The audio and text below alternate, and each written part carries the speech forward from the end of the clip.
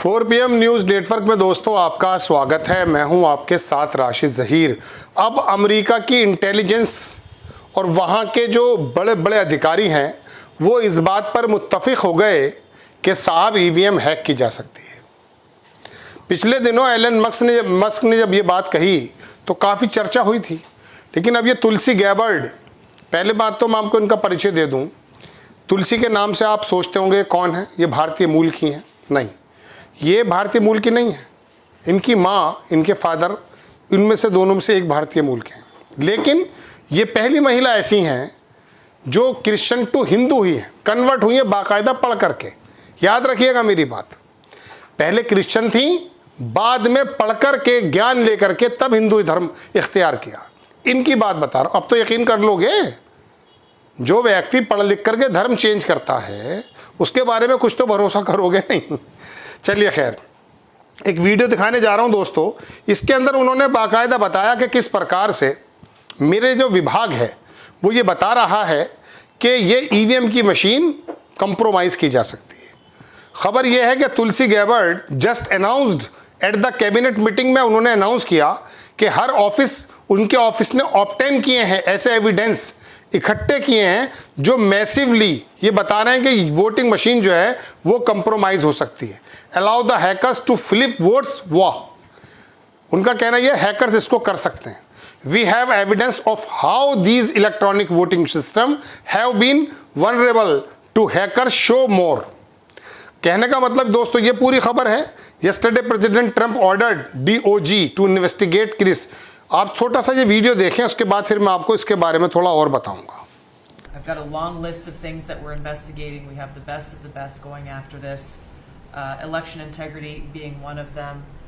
We have evidence of how these electronic voting systems have been vulnerable to hackers for a very long time and vulnerable to exploitation to manipulate the results of the votes being cast, which further drives forward your mandate to bring about paper ballots across the country so that voters can have faith in the integrity of our elections.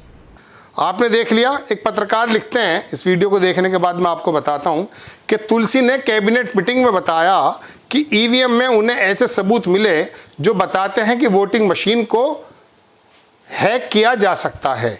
क्या चुनाव आयोग और supreme court की नज़र इस पर जाएगी? America की बात को बड़ा मजबूत माना जाता है वैसे तो। क्या इस बात को मानेंगे आप कि ये बंदी क्या कह रही है? लेकिन बात यह है दोस्तों कि ये मेन बड़ी खबर तो तहव्वुर राणा की होगी इस समय। होनी भी चाहिए, कोई दिक्कत की बात नहीं है। बहुत ज़बरदस्त चर्चा है ट्विटर पर इसकी। वो मशीन का एक डेमो भी दे रही है, साइड में चल रहा है। तो अब यह है बात दोस्तों कि हज़ारों लाखों लोग, करोड़ों लोग जब इस बात के पक्ष में नहीं हैं कि आप इस मशीनों का ढकोसला लंबे समय तक चलाएं। निर्मला सीतारमण के हस्बैंड जब इस बात को बता चुके कि किस प्रकार से महाराष्ट्र के अंदर वोटों में गड़बड़ी हुई और कितनी सीटों पर 2024 के लोकसभा इलेक्शंस पर मैं कह सकता हूँ मैनिपुलेशन हुआ है, तो अब आपके पास क्या चीज़ चाहिए? या तो आप निर्मला सीतारमण के हस्बैंड को बताइए कि जी आपने इस प्रकार से आरोप कैसे लगा दिया। बहुत से लोग एविडेंस भी दे रहे हैं, लेकिन हो यूँ रहा है कि दोस्तों कि लोगों की बात सुनना, इधर को सुनना, इधर को निकाल देना है। अच्छा, इसके अंदर ज़रूरी ये था कि जो देश का बड़ा मीडिया था, मेनस्ट्रीम मीडिया था, वो आपके सामने बड़ी प्रखरता से इस बात को रखता। लेकिन जब वही चोर चक्कों की जमात बन गई तो फिर क्या हो सकता है? दोस्तों बात यह है कि आप सोचते ये हैं, अच्छा हमारे भी तजुर्बात को भी गलत हो सकते हैं क्योंकि हमारे पास बहुत ज़्यादा टूल्स नहीं है, लेकिन आबो हवा, माहौल तो हम भी कभी न कभी कुछ ना कुछ भापते थे। इतने इलेक्शन हुए महाराष्ट्र के अंदर, लगभग 150, 148 या 155 के बीच में बीजेपी लड़ी, 128, 132 सीटें आ गई उसकी। इतना स्ट्राइक रेट तो माइकल बेवन का नहीं था शुरुआत में। ऑस्ट्रेलिया का जो बल्लेबाज था बड़ा अच्छा स्ट्राइक रेट था पहले, अब तो खैर दूसरे आ गए होंगे। तो दोस्तों बात यह है कि ये मशीन के बारे में जब तमाम विपक्ष की पार्टियां एकजुट को होकर आपको समझा रहे हैं, और पुराने जो वो चीफ चुनाव आयोग गए थे, क्या भटपिटवा कर गए चुनाव आयोग की, पूरी दुनिया जानती है। अब तो ये तुलसी गैबर्ड कह रही हैं कि हमें ऐसे सबूत मिले हैं मशीन के अंदर। अब वो कहाँ की मशीन है, भारत की है, बाहर की, मैं नहीं जानता, लेकिन मशीनों के अंदर गड़बड़ी की बात की जा रही है। आज दोस्तों बात यह है कि जब ये इलेक्ट्रॉनिक वोटिंग मशीन के ऊपर जब आवाज़ें उठ रही हैं, लेकिन मोदी जी बोलने को तैयार नहीं। विपक्ष का रवैया भी कभी कभी ऐसा महसूस देता है। ये तो है ईवीएम की मशीन की गड़बड़ी की बात। अब आ जाइए दिल्ली के चुनाव पर। दिल्ली के चुनाव में केजरीवाल ने हकीकत में पहले ही मैं कह सकता हूँ लाम्बिंग कर दी थी। उसने माइक्रो लेवल पर जो कह सकता हूँ चूक हो सकती थी, चोरी चकारी हो सकती, उसे रोकने का काम किया। और यही वजह है कि केजरीवाल सीटों की वजह से तो हारे हैं बुरी तरीके से, लेकिन 2% वोट से ही फर्क था। 44% वोट केजरीवाल को मिला है। चूंकि वो सूक्ष्म अंदाज में जो वोटों की लिस्ट में हेरा फेरी की गई है और एक एक भारतीय जनता पार्टी के कार्यकर्ता ने अपने लेटर पैड पर 11-11 4-4 हज़ार लोगों की वोटों को कटवाया है, वो तो बिल्कुल खुलेआम सामने है। हकीकत बात यह कि इतने बड़े अगर 2-4 विधानसभा सीटों पर भी इस तरह की गड़बड़ी अगर मिली थी, मैं समझता हूं पूरे प्रदेश के इलेक्शन को निरस्त कर देना चाहिए। क्योंकि ये तो सिर्फ पकड़ी गई है ना कम साधनों के साथ। अब हैरत भी होती है, दिखता कुछ और है, निकलता कुछ और है। मैं एक बार, मैंने आपको पहले भी बताया था, ये जो टिकैत साहब हैं, क्या नाम इनका, राकेश टिकैत, हाँ, इनका इंटरव्यू कर रहा था। ये 2022 के चुनाव से पहले की बात है। तो उनकी ज़बान, वो तुम्हें मालूम पश्चिमी उत्तर प्रदेश की जाट की किस प्रकार की लैंग्वेज होती है, मज़ा भी आता है सुनने में, बड़ी दिलचस्प और बड़ी मीठी और बड़ी दिल से निकली हुई लैंग्वेज है वो। तो बोले ये 15,000 से गिनती शुरू होगी, मतलब मशीन पे जो शुरुआत ही होगी वो 15,000 से होगी।